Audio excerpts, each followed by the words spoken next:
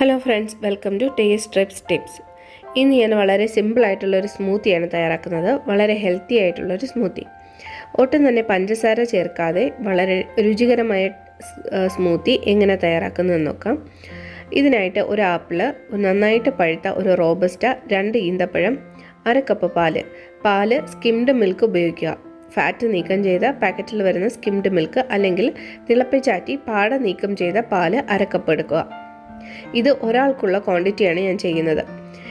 ആപ്പിളും ബനാനയും എല്ലാം ചെറിയ കഷ്ണങ്ങളാക്കി അരിഞ്ഞെടുക്കുക. ഇതൊരു ബ്ലെൻഡറിലേക്ക് ഇട്ട് കൊടുക്കുക.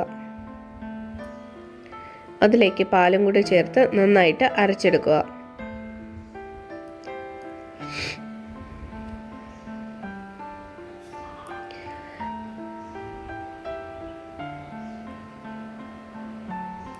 ആദ്യം ലോ സ്പീഡിലിട്ട് വേണം അരയ്ക്കാൻ.